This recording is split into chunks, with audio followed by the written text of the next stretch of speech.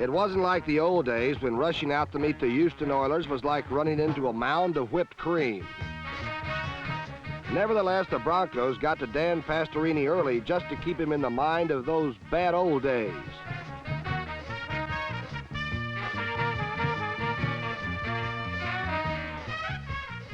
But the Oilers' defense was only mindful of crunching Denver's Charlie Johnson, which they did 6 times for 51 yards in losses.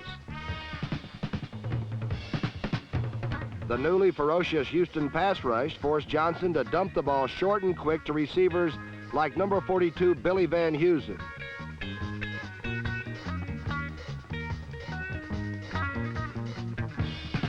However, last Sunday, the prime Denver weapon was number 24 Otis Armstrong, who pounded for 183 yards to break Floyd Little's club record and tighten his grip on the NFL rushing lead with 1,265 yards.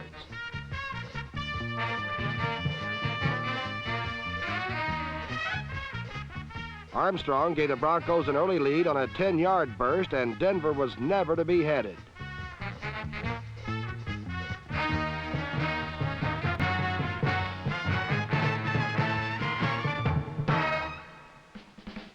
With the Broncos leading 17-0, the Oilers finally generated some offense on a reverse to number 84 Billy Johnson.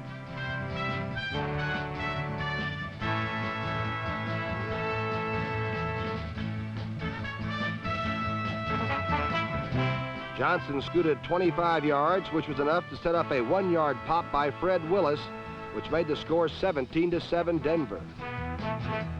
But then came Otis again, this time on a 12-yard sprint to pay dirt, which upped the Bronco lead to 23-7.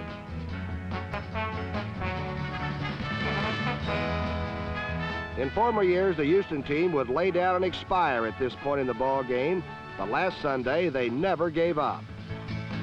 Another Pastorini to Johnson hookup accounted for a near touchdown as Billy shuffled and weaved for 44 yards.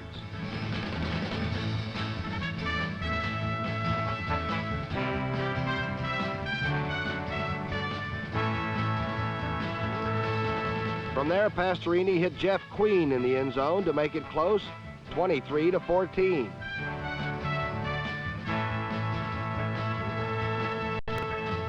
But it wasn't close for long as Charlie Johnson came right back to hit Haven Moses and just about wrap up the victory.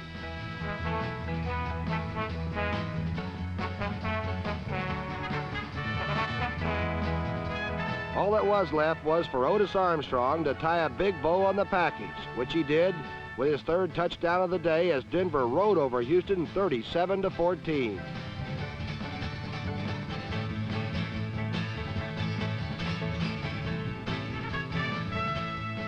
And although the Broncos are not playoff bound this year with men like Otis Armstrong on the roster, next year they may truly present their strongest challenge ever in the AFC West.